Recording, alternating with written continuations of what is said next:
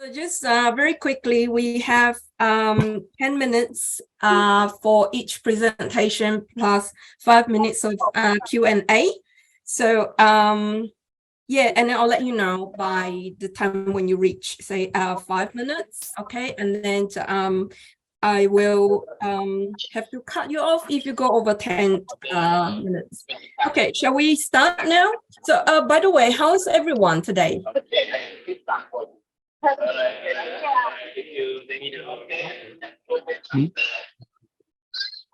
Okay, good. All right, can I please invite the first presenter, which is paper number 25, Hazira Muhammad Zamri.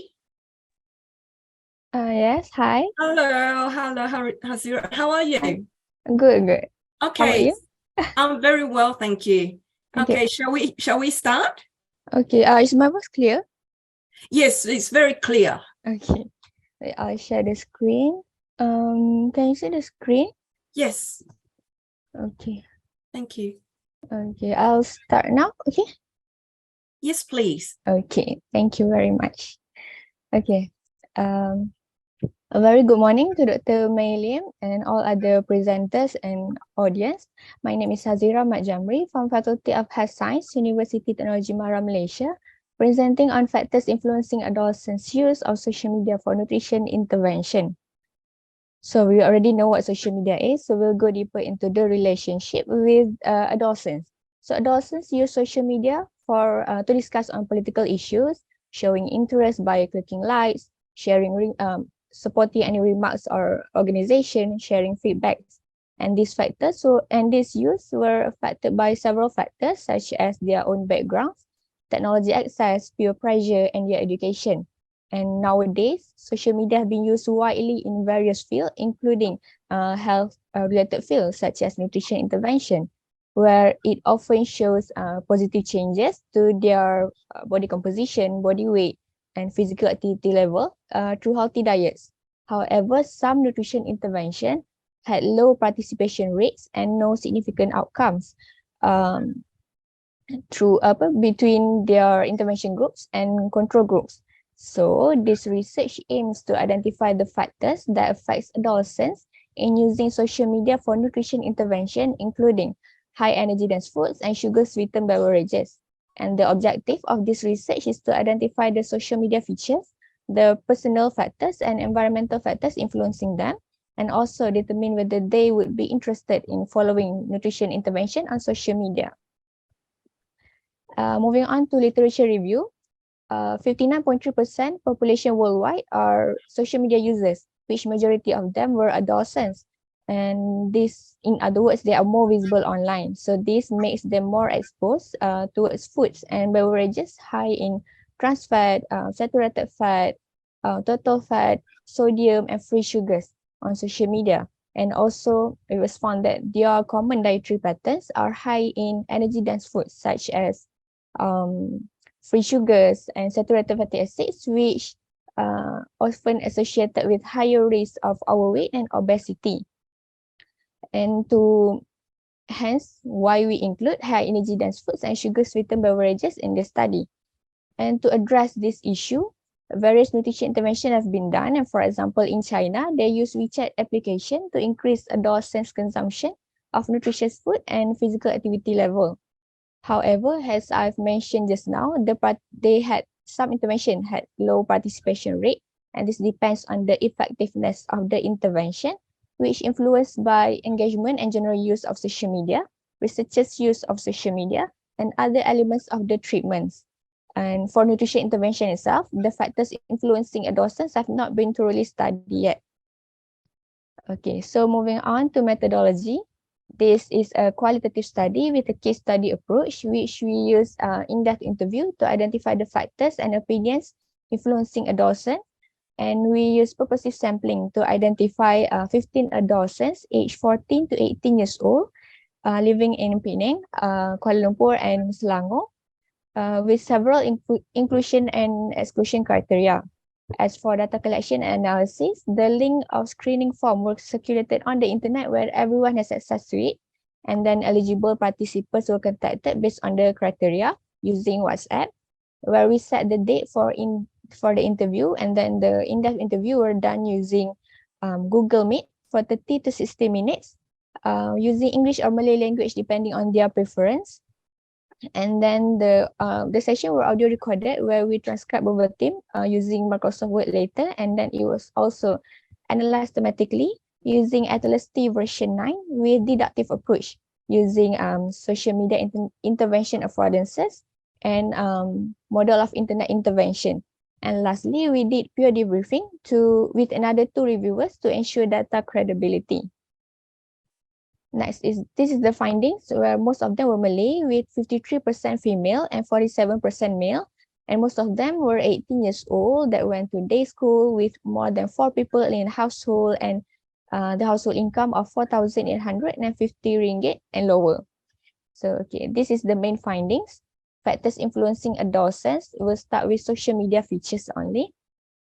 And then we start with appearance. For appearance, we have color, content organization, page and screen layout, graphics, and then for burdens and content consists of the covering issue and the quality of the content itself. As for delivery, the medium of the way to deliver the intervention using slide, poster, video, stories, and then we have identity and message, the content source and style. As for social and participation, involve the interaction between users and also interaction between users and the content creator. For example, groups, testing, reinforcements.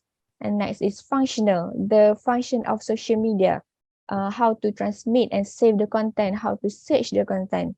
And then for assessment, we have personalization, which means the personalized of content towards the target groups.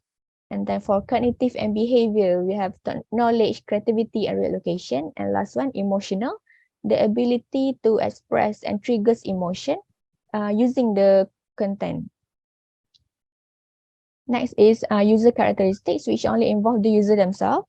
We have belief and attitude, intention, motivation, interest, treatment, expectation, and readiness to change. For demographic, the most common factors, age, finance, gender, weight, and height. As for skills, we have physical skills that consist of maybe sport skills, driving skills, and then also psychological mindedness. And then for health condition, the condition of their family members, of themselves, and their most common concern is abnormal weight. And then for cognitive factors, we have knowledge, self-efficacy, cognitive style, decision-making, information processing, judgment, goal setting, and pursue. And then for physiological factors, we have motor function, for example, cravings and stress. And next is environmental factors, involve the surrounding of the users themselves. For example, for relationship, the closest people to the users, such as families, friends, educator. And then for community, where the relationship took place, such as college, workplace, school, facilities. And then for professional, the profession, the role of the users themselves as a college student, school student, employee, and also the role of people around them as an influencer, as a healthcare professional. And the last one, for societal, we have policy and media. And then for discussion, we'll start with the user characteristics. For belief and attitude, it was used widely in various framework and theories, and it was even included in a behavior model to adopt a new technology. For example, technology acceptance model. And then for cognitive factors, we have cognitive style, which docents prefer visual style. For example, Instagram for photo posts, which fits their needs in terms of social media and cyber psychology. And then for decision making, most of them admits that they are lazy to engage in physical activity and prepare foods. And then for demographic, gender, they say most of them females are associated with diet suggestion on social media, as they were more influenced by online images that are said to be beautiful for them. And then for to go. And then for physiological factors, motor function, for example, cravings. They often had cravings. and then which cause them to overeat as they encourage erratic eating habits. And then moving on to the environmental, which friends being the biggest influence in adolescents' life. They influence each other's physical activities, and then for their role as a student, as a college student, school student, they had limited time to follow nutritional advice on social media due to tight schedule, which often leads them to have unbalanced meal, improper meal time. And then the role of influencers, as we all know now, they target on younger audience by promoting or sharing products or information using their social network, which most of it often succeed to reach their target. And then for social media features, for appearance, for example, the infographic that follow the letter Z layout shows balance between illustration, for like example, pictures, and then letters, and then also the bright colors show cheerfulness, and then the font is comfortable to be read. And then the function of social media makes it easy to transmit or save the contents around the globe with a simple post, sharing, retweet, and even the pictures can be saved by the users. And then for identity and message, content source, or we also know as profile. The profile is a source for biography of an individual to share their life and social activities. And lastly, it was also found that the highest level of participation and acceptability includes posted events, polls, interesting interactive content in groups, for example, in Facebook private groups. And to conclude, the study identified the factors influencing adolescents in using social media for nutrition-related matters that consist of their own characteristics, their environment, and social media features, and they were also inclined to use social media for nutrition interventions. And the strength of this study is that we emphasize on adolescents themselves that span a variety of ages and demographics. For limitation, we had small sample size and focus on certain states in Malaysia only. And then for implication, this study will be able to help future researchers or organization to develop nutrition intervention on social media, which can by considering the factors that affect adolescents. And lastly, we recommend the future researchers to target a population with a larger sample size and a more diverse social demographic background. So that's all from me. Thank you very much. Thank you so much. Is there any question from anyone? I loved your presentation slides. They're very clear. And it's got some very interesting features in your slides. I'm going to open this to the floor. Does anyone have any questions for Hazira?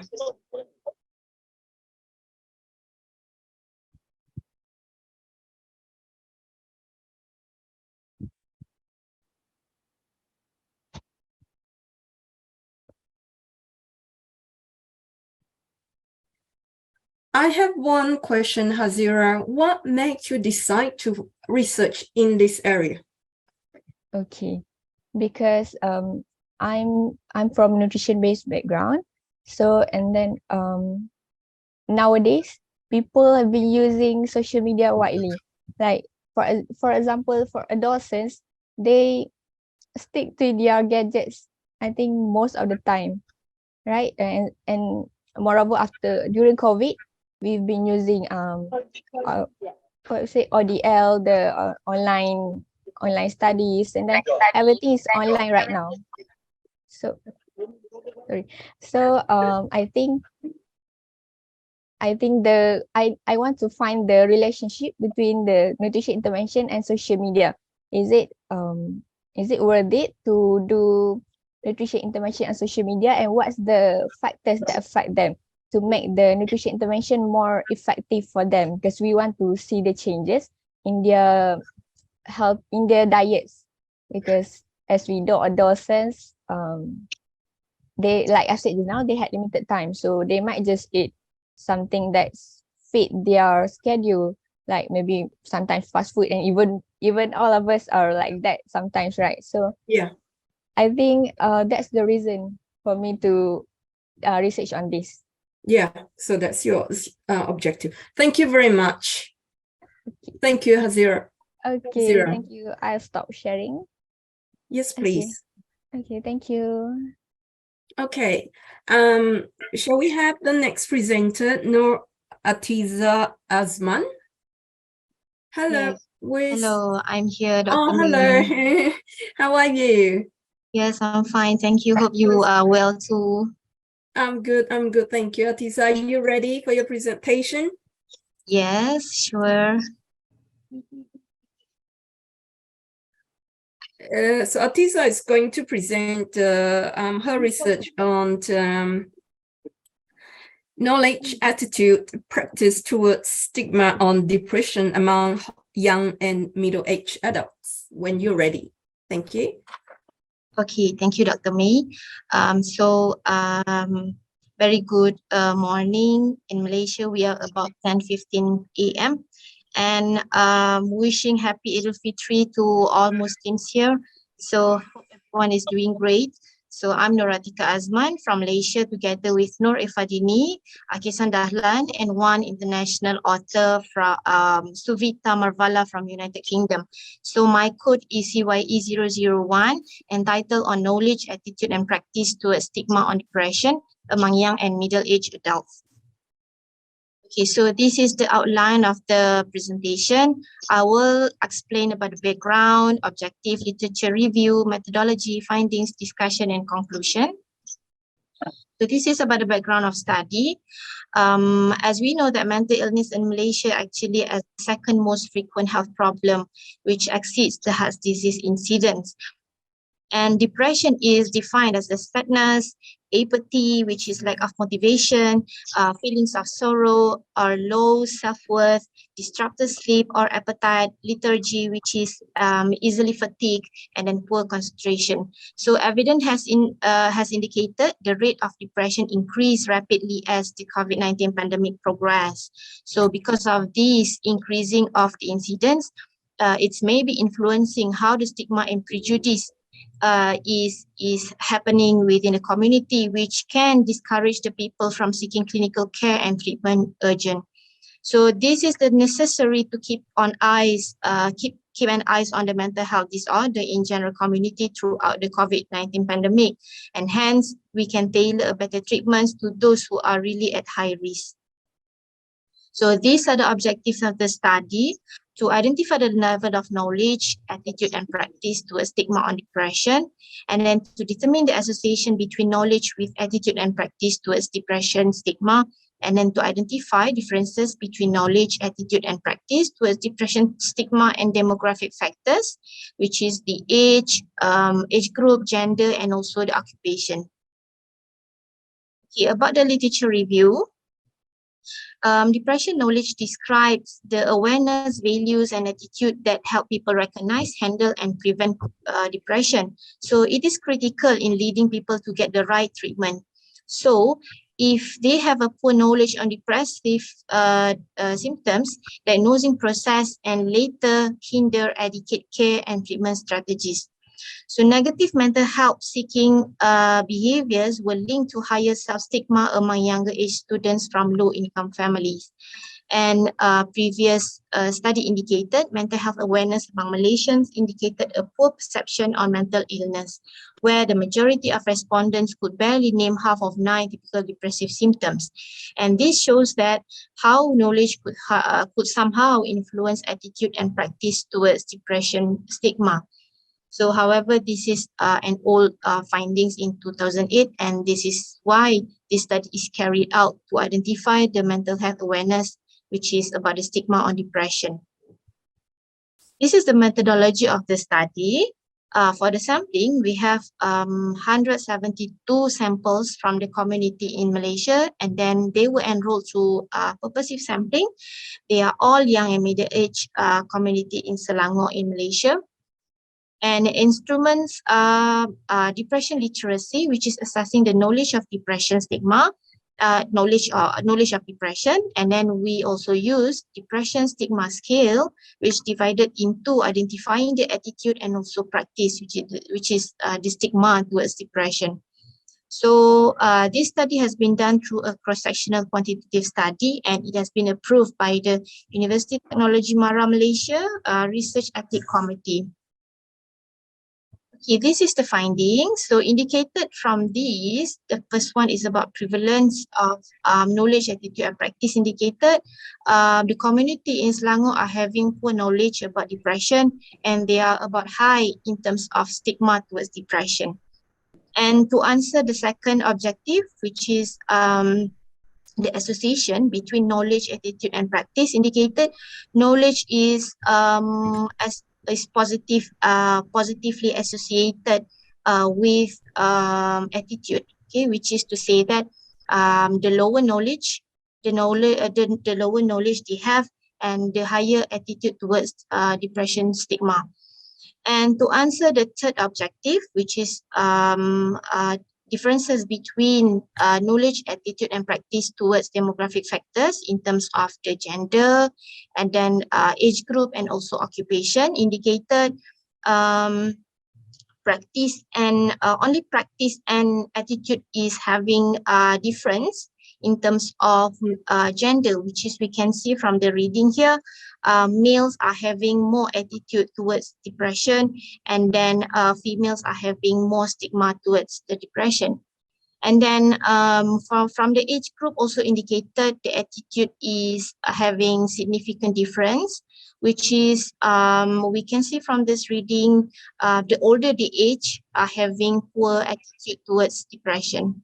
And the last one, the type of occupation indicated, also the attitude is having significant difference, which is we can see that the government servants are having more attitude towards depression compared to the other groups of occupation.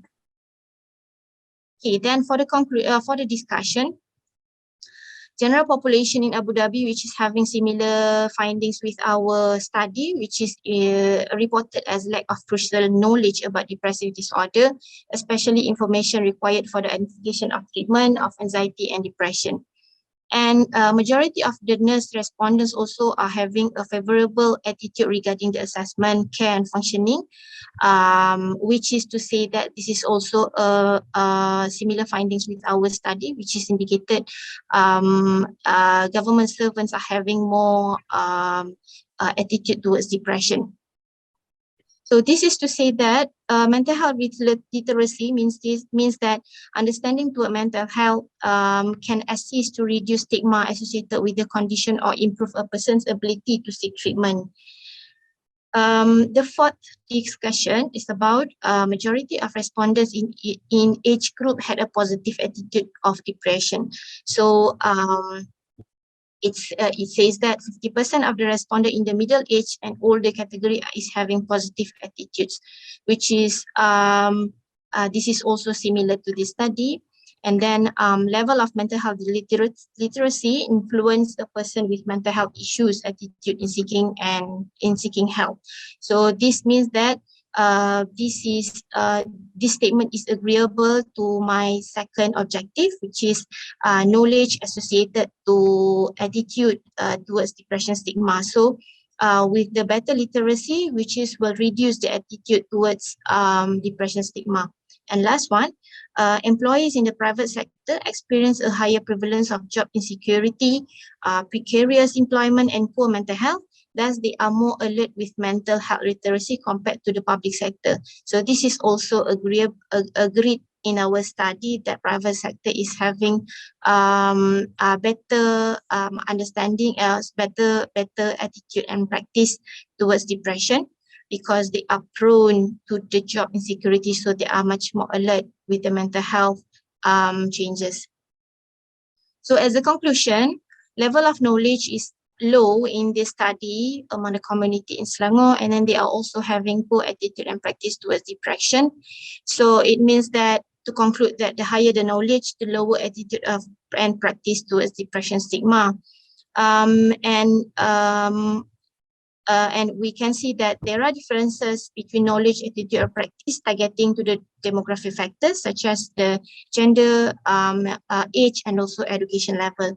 So finally, it is to say that the roles of primary healthcare professionals is extremely important to strengthen education and advocacy, creating awareness that targeting specific population as indicated in this finding, which is in the gender, occupation, and also the age group. So that's all about my study and presentation. Thank you very much for listening. Oh, thank you so much. 9 minutes and 23 seconds. You timed it really well. Does anyone have any question for this presentation?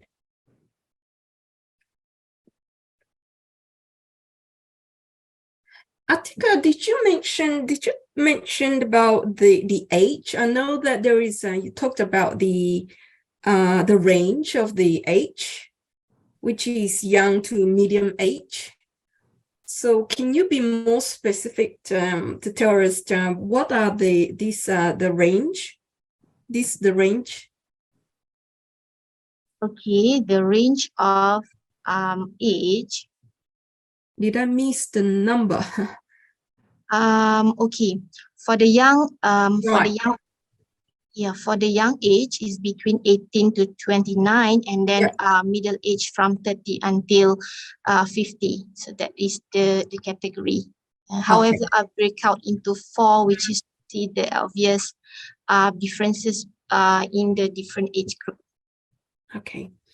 And then you mentioned in your conclusion, there was concluded that this poor attitude and practice towards depression in the state of Selangor. Yes, exactly. Yeah.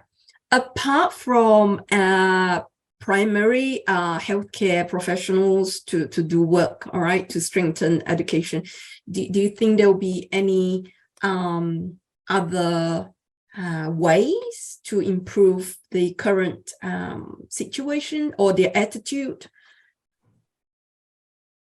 Okay, to me, this is also one of the, thank you for the questions. I also think that there are another ways we can strengthen, to advocate about the awareness, which is not only about the middle and young age adult. I would think that further study could be done, which is targeting to the younger age, which is maybe slightly from adolescent age, actually, which is better to provide them with better understanding about mental health. Yeah, I would say early intervention would be better, and prevention for further incidents of mental illness. I totally agree with you, because we do that. We do that in Australia, that we start quite young. Yeah, that's great. That's great. Yeah. So thank you very much. Is there a question from the audience? No? So thank you very much. Thank you. Thank you, Doctor. See you again. Bye-bye. I'll see you again. Bye-bye. And then let's move on to Sabaria Mansour. That is paper number 27. Hello, hi. Good morning. Hi, Sabaria. How are you? I'm good, thank you. How are you? I'm very well, thank you. Okay. Are you ready for your presentation? Yes, I'm ready. Just give me a moment to share. Sure. Good morning, everyone. My name is Sabara, and this is my topic, exploring contemporary campus planning and design in Southeast Asia. So I'm sure that everyone here was a university student or currently working in a university, but have you wondered what is it that you like about your campus environment? But the question is why campus environment is important. It is found that university environment has significant impact on physical and mental health of its student and staff. For most people spend about 3 to 4 years, and this can affect the quality of life at campus. So the notion of campus planning and design has been around since the 15th century, but this topic has gone through many evolution in terms of subjective and objective elements. However, this has been mainly in the West. But how about Southeast Asia? We have various cultures, we speak different languages, and we have a big conditions. Following this, and applying the Sustainable Development Goals has always been a challenge. So my question is, given all the differences, is there a common theme for campus planning and design in this region? To answer my question, examining the themes using SDGs as a framework is important to identify the direction of campus planning and design. So in our generation today, effective campus planning and design is important, especially to respond to the demands and needs. So based on literature review, there are 3 significant contributions. The first one is what are research has highlighted about the role of university that is significant as an agent of change. And although these components of campus environment mainly about the physical parameters, there has been new research that discuss about the subjective aspect such as safety, inclusivity, well-being, and climate change. Meanwhile, we also have the global movement towards sustainable development. So in Southeast Asia, we are currently working on achieving the SDGs too. So how can we integrate the SDGs into our current or our future campus? Of all the 17 goals, it is found that 5 goals are directly related to the campus planning and design. SDG 3, 4, 11, 13, and 15 have all the common goal, which is to promote the health and well-being, and to provide inclusive education and create sustainable campus spaces. How can these ideas being able to meet the young generation today? It has been identified the problem with campus environment in the past that it always has been overlooked and treated as an afterthought when issue arises. So recently they found that to meet the demand of young generation today, it is important to implement strategies during the planning and design process. So how future campus should be?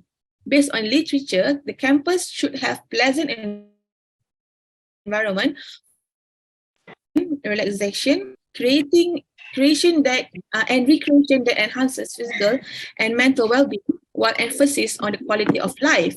So as the methodology for this paper is using a scoping literature review, there are 5 steps which start with keyword search, application of criteria and year limitation, and lastly, the thematic analysis. Upon the data analysis, I have found that out of 11 countries in Southeast Asia, only 6 countries have articles that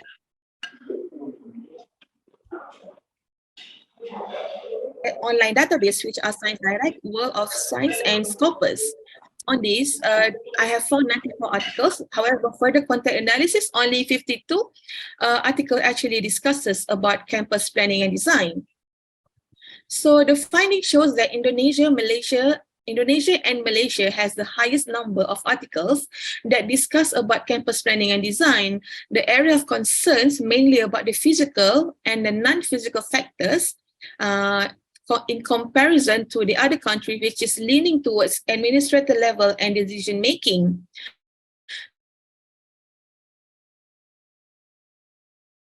Indicate. So the categories of concern are being grouped into 4 based on the variables that being discussed. From this, we can summarize into 4 themes, which are physical, subjective, service quality, and administrative. The physical environment as a theme discusses about how we can create campus environment that is inclusive and sustainable. The emphasis also given to natural resources and being eco-friendly in terms of the design. Meanwhile, theme 2, the subjective parameters that aims to provide healthy physical and mental well-being among students and staff. So how about the third theme? It is actually about the service and quality. So in Southeast Asia countries, the service and quality is a big concern, as it can be a determining factor for students to attend or stay in the university. And this is actually related to theme 4, which is about the administrative level or university has even greater impact on overall success and function of the uni. So where is SDGs within these 4 themes? So right, the direction of campus planning and design.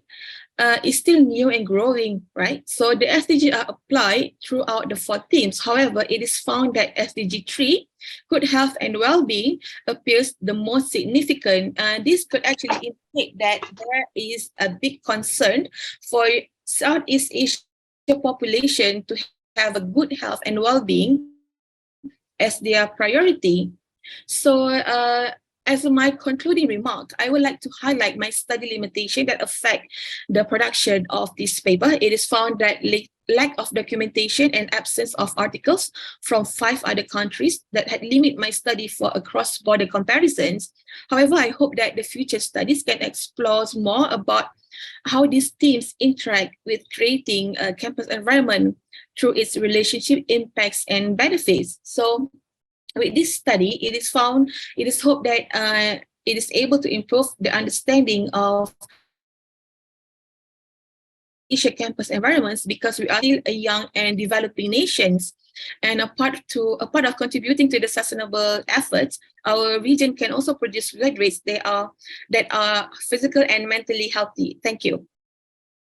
Oh, thank you so much. It's a very interesting research that your work is. So thank you. Thank you. Is there any question from the audience? Everyone seemed to be very quiet today.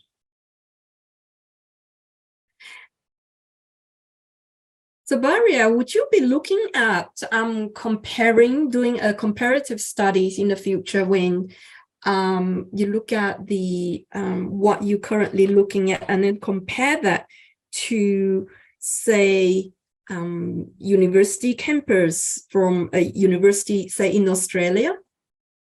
Yes, actually, this is part of my PhD study. So also, of course, it is important to have the comparison to the more developed countries, especially in Australia. So it will provide a very good benchmark for my study to actually have to know what is correct and what is not correct doing in comparison to Southeast Asia. Yeah, it would make a really great research there, I believe. Yeah, I hope so. Yeah. Yeah. Can you elaborate a bit more about this, your finding about service and quality? Because service and quality, there is a big difference between service and quality within the developed nations and developing nations such as Southeast Asia. Because I would say that because the countries are still young, and we have a different obstacles in the past, such as colonialisms and everything. So the notion of service and quality a very new concept. It's not foreign, but it's just new in Southeast Asia. So the population in these countries and the developed countries face different challenges in having a good quality and a good service. Yeah. Okay. I just want you to, if you could please elaborate what you mean by service. Like, what does it? Oh, okay. Sorry. The service is in terms of transportation services, the public transportation within the campus. Okay, and quality? Qualities of infrastructures such as the library, the recreation area, the sports arena, and all that. Just a quick question. Do you know whether these days in Southeast Asia, the university campus, do they have a student hub for student to, like a big area for student to go and relax, and while they're waiting for the class or after class, they can go there and watch video and have entertainment, play table tennis in a big hub? For Malaysian university in particular, public universities, that is the one thing that we we do not give a exact category as a students hub, but we have like all those recreational areas, such as the mostly the outdoor environment, like park, garden, but we don't have a specific like indoor students hubs and that. So I think that's also one of the important element in creating the campus for future generation, because it is very important for them to have like a social interactions indoor and outdoors. Absolutely, because when I went to uni, that was here. Went to uni here in Australia. We didn't even have microwave or those facilities. We're talking many years ago. But since about 10 years ago, we started having hub. So in a hub, we have like really nice kitchen, fridges, and everything for student, and also staff member are also welcome to go and mingle with students. So that is perhaps one area that you could look into in the future. Yes, thank you. Thank you for that suggestion. Thank you very much. Is there any question from the audience? If not, thank you so much, Sabaria. I enjoyed your presentation very much. Thank you. Thank you so much. Okay, and unmute. Sorry. Oh, that is okay. Hello, Emily. Yeah. You means that I will be to present now, right? Yes. Oh, okay. If So you're ready. Actually not, but I will try. Can you see my PowerPoint it's okay. now? You have the Okay, just so I can. Time. Oh yes. Okay, I can begin now, right? Yeah, okay. when you're ready. Okay, you ready? Okay. You may start. Okay. Thank you. Okay, a very good morning. I bid to the chair, Dr. Lim, ladies and gentlemen. I am Emily Wang Jie from China. Today, I am here to share with you part of my study entitled Examine a Sino-Foreign Joint School Students Speaking Performance in an EFL Learning Environment.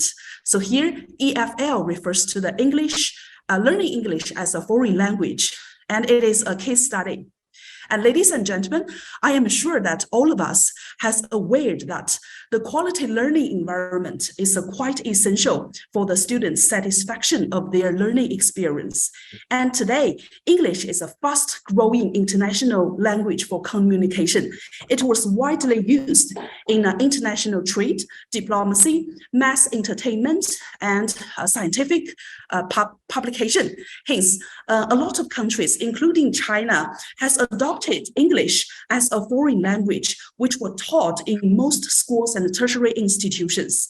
But the research found that students in the EFL learning environment are also shy away from speaking, and speaking also was viewed as the most difficult to master, okay, among the 4 language masters, that is listening, reading, and writing. So the speaking is also viewed as the black sheep of the EFL classroom. And in the past few decades, China has implemented a policy to the outside world to opening up. So this was result in the unprecedented development in a Sino-foreign joint school, since a lot of the high-quality foreign educational resources was introduced. So this will result in the academic, all the subjects, all the academic development in a Sino-foreign joint school, since the student in such kind of a school, they have a strong desire to strive to study, to pursue their study abroad. So they are required to reach a higher English language proficiency. But the fact is, since the expectations are high, so both the teachers and the students alike have a high pressure. But however, in the reality, in fact, they still pay much attention to written their paper. So they pay much attention to the listening, to the reading and writing skill. So speaking was always paid little attention. And it was always neglected by the exam-oriented instructions. And the previous study was reviewed. For example, the Penny Ewer reviewed that the most important skill often ignored in many ESL and EFL classroom was speaking. However, speaking is the most widely used skill in communication. And according to the Howard's, anxiety is a fact that can affect a student's ability to learning a foreign language or a second language. And motivation is another factor that can affect students' learning performance.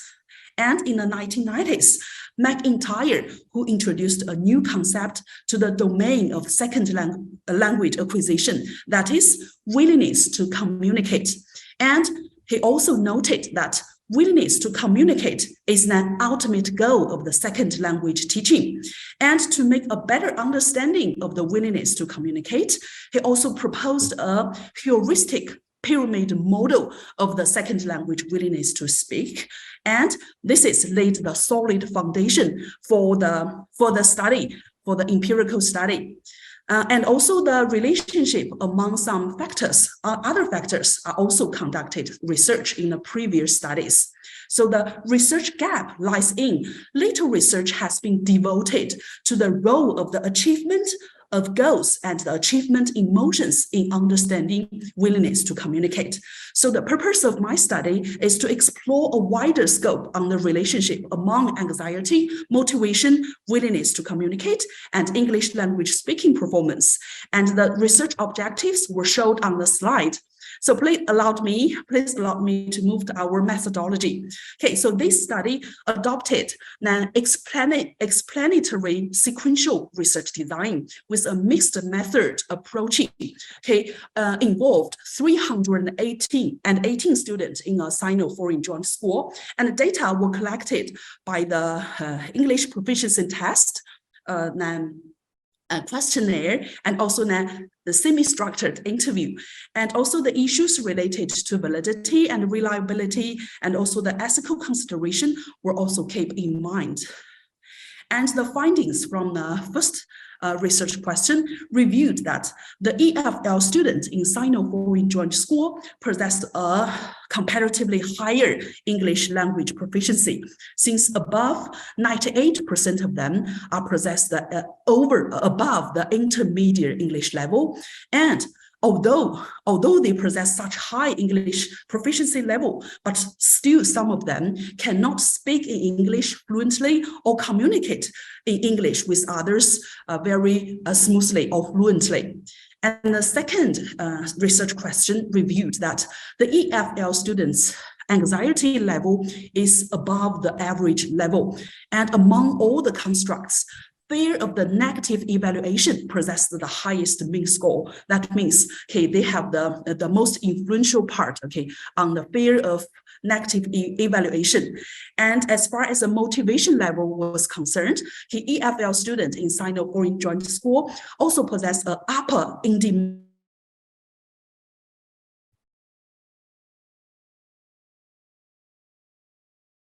rated motivation was the most highest score in mean. That means students in Sino-foreign joint school possess a strong desire to assimilate to the foreign language and foreign culture and life.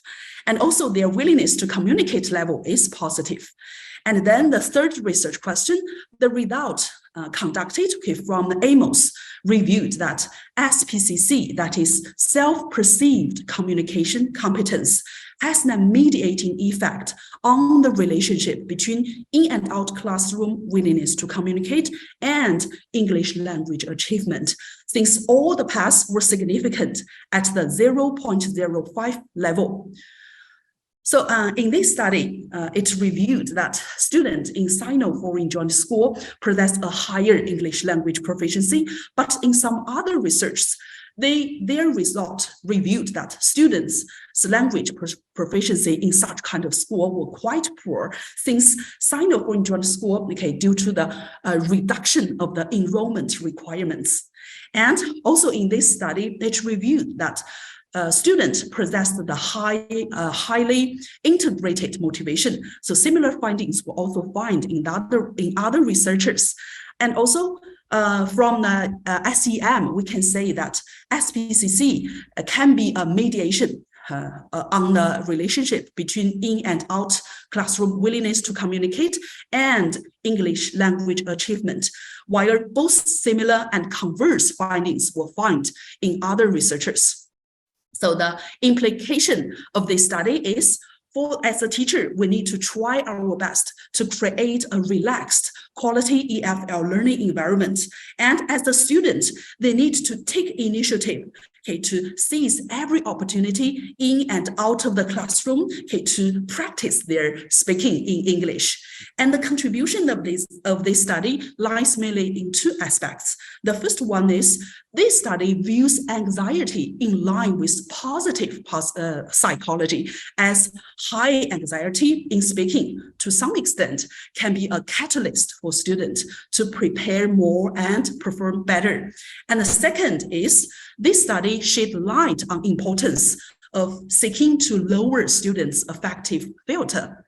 So the recommendation of this study is, in the future, further study should cover the larger range. That means it would be better to cover all parts of China. This is also the limitation of my study, that is simple size. Since my study only conducted in one selected Sino-foreign joint school, so the result cannot be generalized to a larger scale.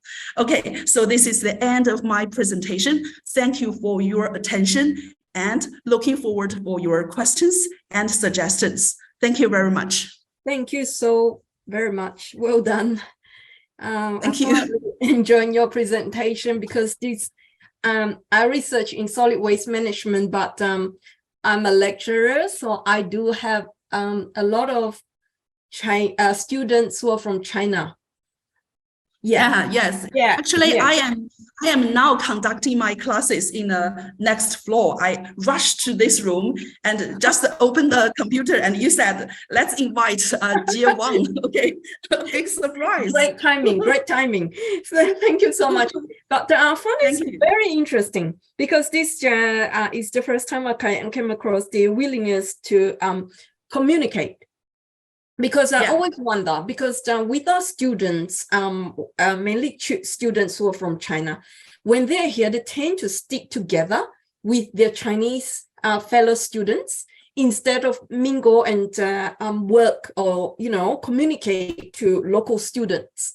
So this is what I always suggest them to do when you're here. Please, you make friends and join them. With the local student, interact with them instead of forming groups just with Chinese students only. Yes, your suggestion is valuable. I strongly agree with you. Yes, they should to join the local people and do not just communicate with the Chinese people or their fellow students, right? Okay. So what exactly of your question? I'm sorry, I didn't catch it clearly. No. That was just more like a comment. But the finding of anxiety, that positive psychology, you talked about that is the really high anxiety in speaking. It's a catalyst for students to prepare, go and speak to people. I think that is something really, the finding is really interesting. I found that, yeah. Actually, in our teaching practice, I just take an example. I assign an assignment for my students to prepare a presentation, and each class there were 2 students to present their presentation. The topic they can choose by themselves. So this is a task that is meaningful, since I ordered them to prepare some new words, and the new words need the English words, phonetic symbol, part of speech, and Chinese meaning. So this is also a way to help the students to enlarge their vocabulary. And to some extent, this will bring them a high anxiety, since they need to present in public in front of all the whole class. So this is one kind of high anxiety, but they need to prepare it, since they need to present. And then they always spend a lot of time in preparing their presentation and to present it. And during this process, they can practice their pronunciation, their speaking in public.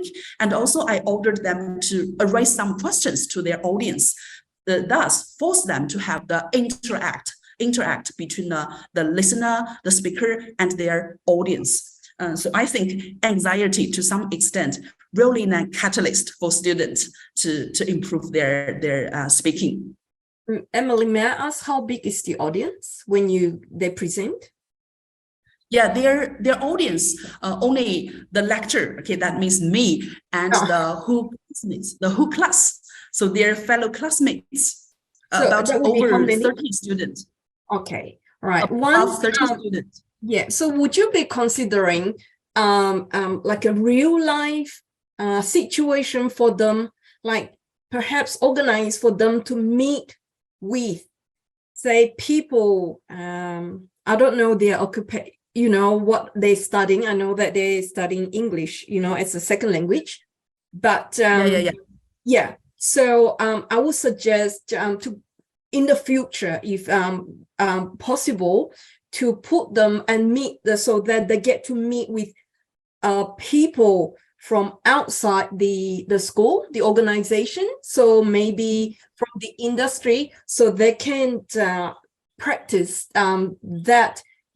Because what I've been doing is I no longer offer written exam. I only do oral exams. Okay. And also I send students to meet with, I'm an accountant, I teach accounting. So I send students for interview, and they're interviewed by the big 4 accounting firms. So they meet with the directors and their partners, and then they get that real life experience. Yes. We need to provide a more real life, such kind of the opportunities to put them in a real context, okay, to practice. Because because it is scary. Yeah. Scary. Everyone feels very scared, and it can be quite daunting, intimidating, but they get to learn so much out of it. So does anyone have any questions for Emily?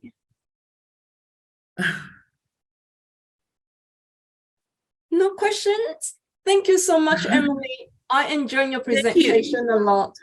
I like. Thank you very much. Thank you very much. You go back to your class. Okay, thank you. Maybe you have listened the ringtone of our this building, teaching building. Thank you very much. Wonderful day. Thank you very much. Thank you. Okay. Okay, sorry. We have the next presenter, Li Qian. Yes. Yeah. Are you ready for your presentation? Yes.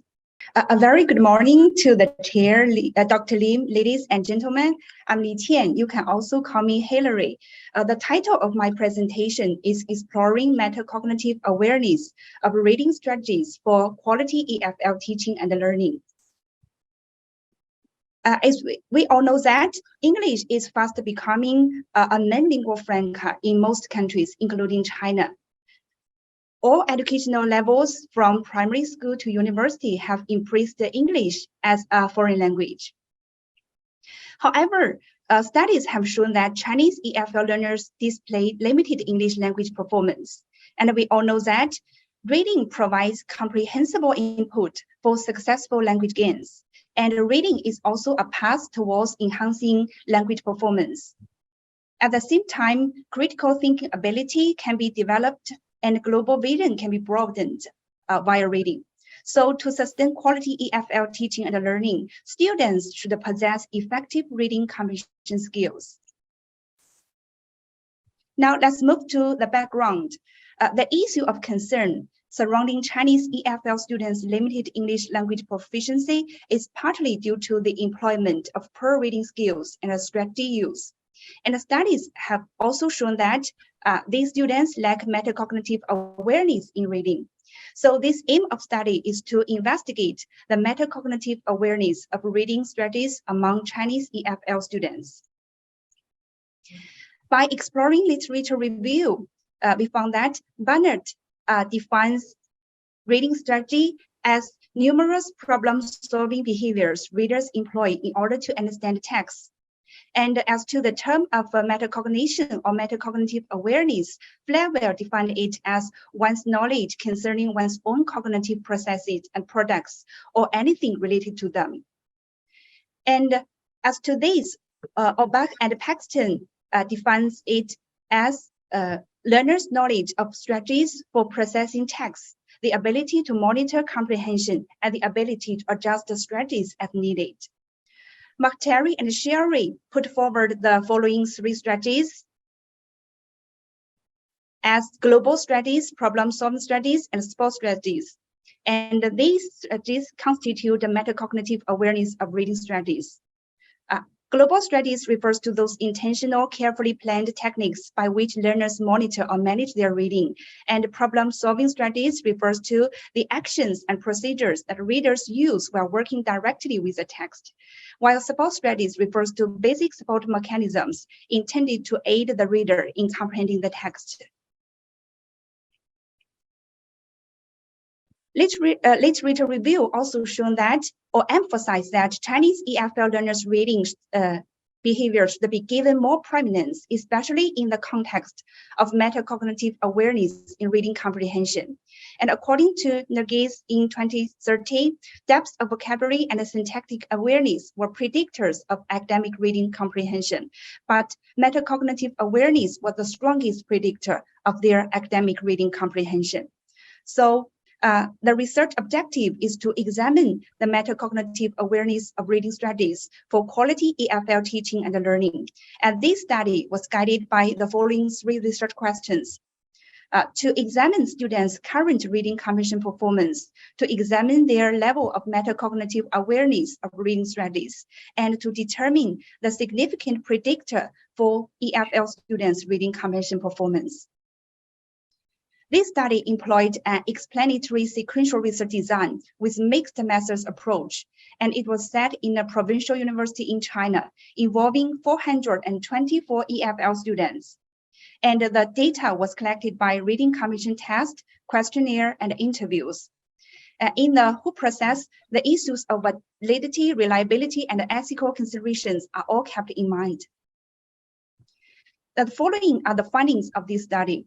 Table 1 reveals that a majority of students possess an average level of reading comprehension performance. However, 40.6% of students displayed limited reading comprehension performance, indicating that Chinese students possess a relatively limited reading comprehension performance.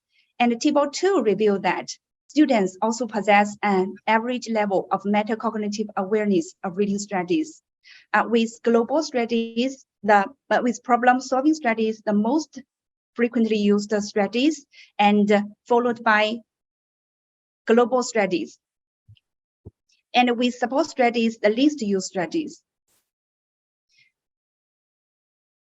According to the findings, according to research question 3, by the data analysis used in the SMART PLS, global strategies and the problem strategies also both have significant effect on students' reading comprehension performance. And problem-solving strategies is a more significant predictor for students' reading comprehension performance because the t-value is higher than that of global strategies. And qualitative findings show that a majority of students highlighted that they did multiple readings and inferencing to fully understand what they read. And a majority employed problem-solving strategies more than the other 2 strategies to help them comprehend what they read. Now, what is the implication and recommendation of this study? Theoretically speaking, this study has contributed to the field of EFL on metacognitive awareness in reading. And from the perspective of practice, this study has made teachers the importance of integrating metacognitive awareness of strategy use in their EFL reading classrooms. So it is recommended that EFL instructors can improve students' reading comprehension ability by providing or integrating effective reading strategies in their instructional practices. And likewise, teachers or instructors can be provided more explicit training on how to effectively integrate metacognitive awareness into EFL classrooms. However, there is still some limitation of this study because of the sample size involving only one university, it cannot be generalized to the total population of EFL students in China. And in the end, I will conclude my presentation by the words of wisdom from Obama. That is, reading is a gateway skill that makes all other learning possible. So as educationers, we all believe that reading is a solid foundation to all learning. So let's provide good learning environment and provide the solid foundation for their literacy, especially reading. That's all. Thank you. Thank you very much, Hilary. Yes. Again, that's one very interesting research area that you have just presented to us. I don't have any question in regards to your research, your paper. Yeah. Does anyone has any question for Hilary? Hello. Hello. Yes. Hello. Hello. Yeah, I'm from Thailand. Yes. I educated myself, but I'm not familiar with the term metacognitive. So I would like you to ask me to explain it in like more of a layman term, and perhaps give some example about metacognitive, perhaps that I can use this concept in my like daily practice. Okay, thank you for your questions. Maybe that's just my my own understanding of this term, and I will show the PPT to all of us, and we can see that according to the definition, metacognition or metacognitive refers to one's knowledge concerning one's own cognitive processes and products, or anything related to them. So in my own understanding, I always understand it like this. If some methods or some techniques or some actions that we take when we're reading that can help us monitor our reading processes or the reading result or the reading comprehension performance, I think it is a metacognitive awareness or metacognition. Thank you. Thank you. Thank you. Thank you for the questions. Anyone else has any questions? I do have one question. How would you suggest, or what would you do to, say, a 12-year-old who doesn't like reading? What would you, 12-year-old child. According to my my reading or experience, I think maybe reading habit is very important, and the interest is also very important. I think from the habit, or maybe we can choose some books that they like, the topics that they like. I think this is the first step. Maybe we also need our instructor, teachers or parents to help them to form a good reading habit. Yeah. Do you have any other suggestions? I think maybe from the perspective of teachers in the classroom, I think they can learn some more reading series or more reading from the research to practice them in their teaching, to let more students realize the importance of reading. That is very significant for their whole life development. And I think maybe according to my research topic, I think teachers should learn more about reading strategies that includes, according to McTerry and Sherry study, the 3 categories of reading strategies, and integrate them effectively in their classroom teaching, and teach them maybe from 12 years old, and based on their cognitive development, maybe they have a higher reading ability after they went to the high school or when they come to the university. I think it's based on their cognitive ability development. Yeah. Okay. Thank you very much for that. Yeah. Thank you. Thank you. Thank you, Dr. Kim. Thank you. Yeah. Now, let's welcome our last presenter, Hui Hun Chung. Yeah, hi. A very good morning to everyone. Good morning. Just a quick sound check. Can you guys hear me clearly? Yes, I can. Yes, hi. When you are ready. All right, so I share my screen. Okay, so you can see my slides, right? Okay. Yeah. Very good morning to our breakout chair, Dr. Melim. Nice to meet you guys. Okay, I'm Gui Hun Xuan. I'm from University of Malaysia, Sarawak, in Borneo. Well, Okay, that's where I'm from. I'm sorry. sorry? I'm sorry to interrupt. That's where I come from. Oh, is it? Okay. Sorry. Nice to see you, Dr. Melin. All right. So today I would like to present a paper entitled "Why Do Students Plagiarize?" An empirical study on built environment students amidst COVID-19. So we know that during the COVID-19, everything had to be shifted online. Okay. So let me click on it.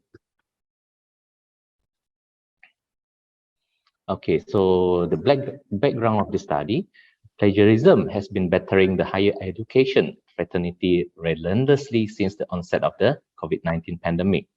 And therefore, with the COVID-19, a lot of physical activities, almost all activities have to be cancelled, physical activities, and we have to shift our exams and assessment to the online method. Right, so that gives rise to the plagiarism issues that we are facing. So the aim and objective of this study is to develop a model which can elucidate the types, reasons, and strategies to mitigate plagiarism and misconduct in online exams. So we focus on the online exams because this is the assessment that carries the highest weightage for our students. So based on literature review, 80% of undergraduate students in Australia admitted to cheating academically. And also based on King et al. Indicated that 90% of plagiarism was through relying on another student to complete exam questions, while 73.6% was through online. And 41% admit to having committed some form of cheating, which is considered alarming. And one empirical investigation also indicated that academic fraudulence in virtual classroom was more prevalent than in traditional classrooms. So based on this, we have developed a conceptual framework.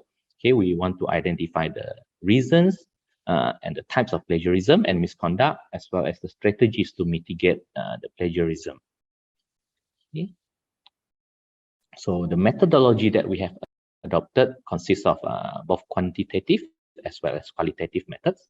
So for the quantitative, we administer online questionnaire. And for the qualitative, we have performed case studies on 16 cases. So out of the 1,200 surveys or the questionnaire that we have administered, we received back 308 from 5 institutions of higher learning in Malaysia.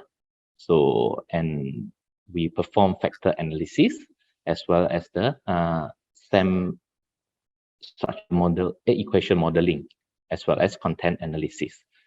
Okay. So findings from the questionnaire itself, from the quantitative part. Okay. So we have split our instruments into types, reasons, and strategies. So on the types, the relying on print reference, utilizing online sources, and using the open book were the top 3 types of plagiarism.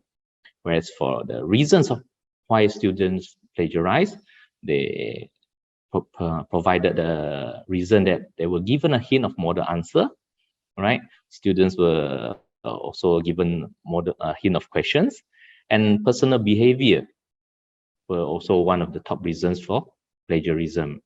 And for the strategies to mitigate,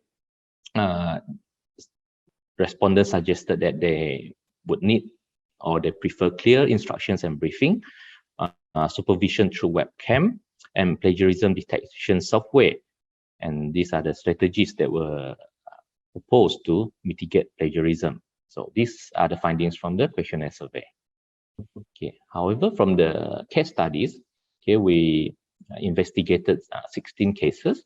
So the types of plagiarism we found is copying from internet sources, some discussed with family members, some using voice calls, and also copying from lecture notes. Okay, the reason that we are facing the students are facing is that they don't have webcam, and there's no verbal instruction on do's and don'ts of online exam. There's no citation and referencing, no monitoring, lack of online facilities, location factors, as well as poor internet connection, which is quite prevalent, especially in this part of the world, in Borneo, especially the so from the environment part, the home environment and conducive learning environment, it contributes significantly to the our study. And on the attitude front, there's lack of preparation, honesty, and pressure also in obtaining good grades. They also say no one is watching. The students do not see the benefits of being honest with themselves. So on the strategies, they also want clear instruction. They would like to have some citation and referencing workshop, okay, and only one person who runs the plagiarism detection software, as well as supervision through webcam. Okay, so the authentic and formative assessment can be seen as a proactive strategies from the students' voice.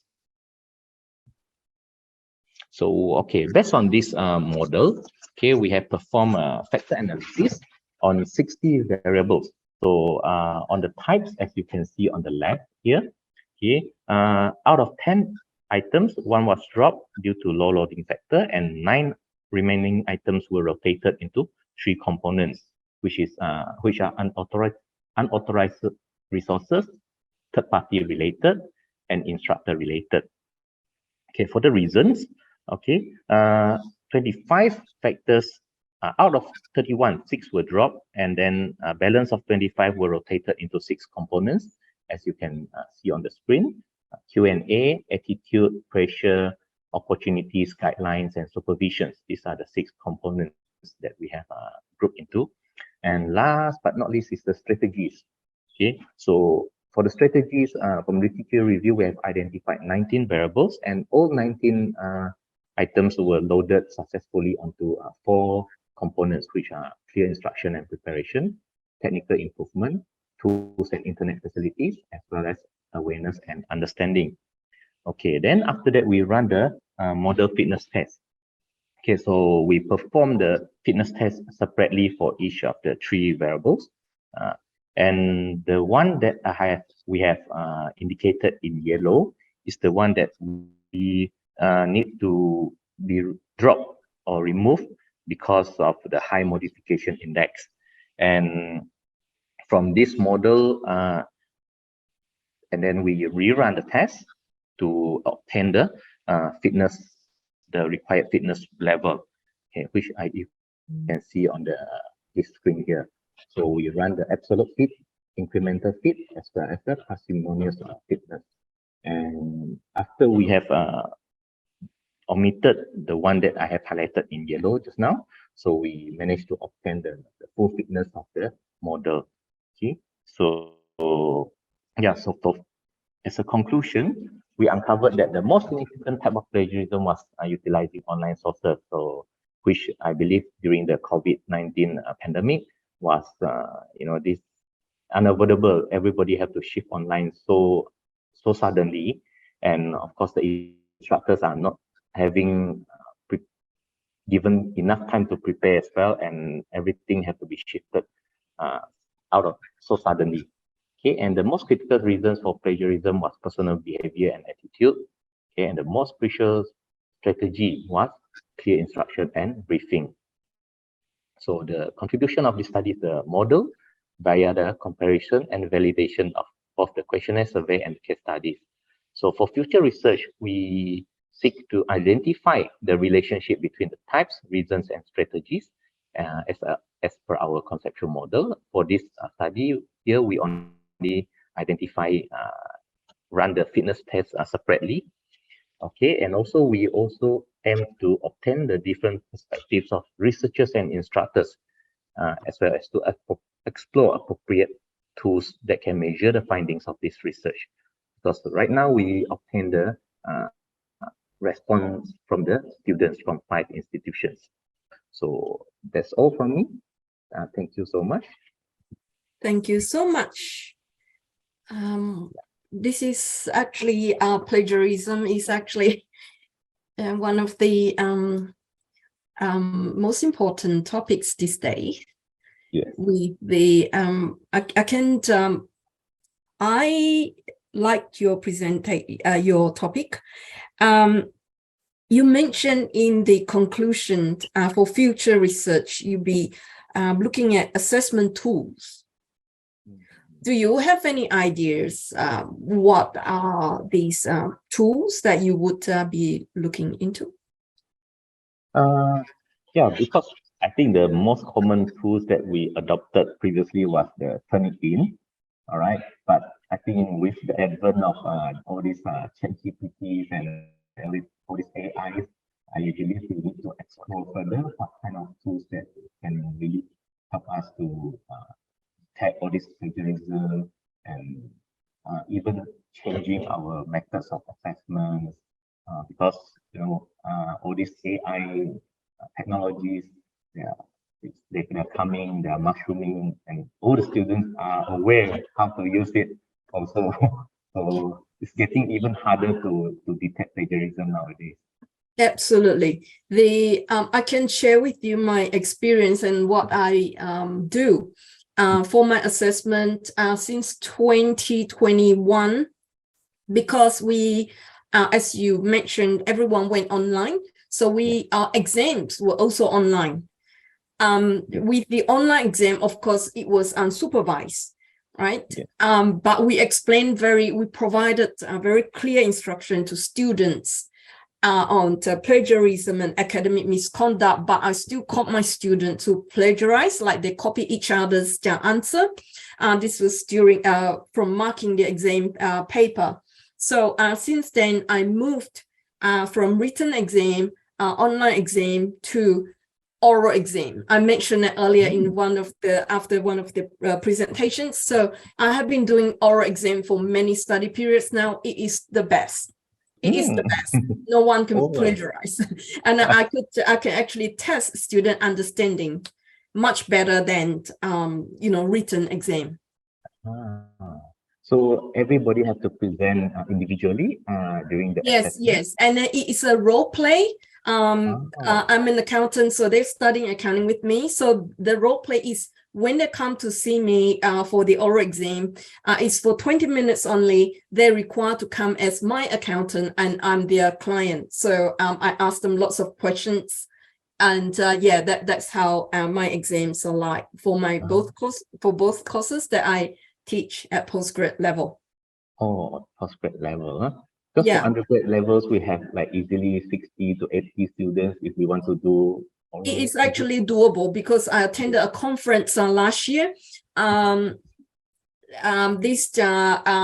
keynote speaker actually said that a professor in one of the unis, I think this is in Brisbane, he actually runs, he does the oral exam, sometimes for up to 200 students or 250 students. He just enjoys doing it so much that it's like, it is so possible to do. Yeah. Yeah, really thank you for the suggestions. We will really look into it. But right now we have revert back to the written exam where the students come back. It is a review. Yeah, and for my assessment, I also send students to go and meet with industry partner for the interview assessment, so they can't plagiarize. No way. Yeah. Sure. Okay. Is there any? Do we have any questions from the audience? No questions. Thank you so much, Kwee-hoon. So that concludes our session for today. I'm really honored to be here to chair the session, and thank you, Yusuf, for the opportunity. And enjoy the rest of the conference, everyone. Thank you so much, everyone. Thank you, Dr. Meli. Thank you. Thank you, Dr. May. See you again. See you again. Hopefully you can come. Hopefully you can come over at our next conference. Yes, I will try. Thank you so much. Bye-bye. Bye-bye. Bye-bye. Okay. Keep in touch, Dr. May. Thank you. Absolutely. Bye.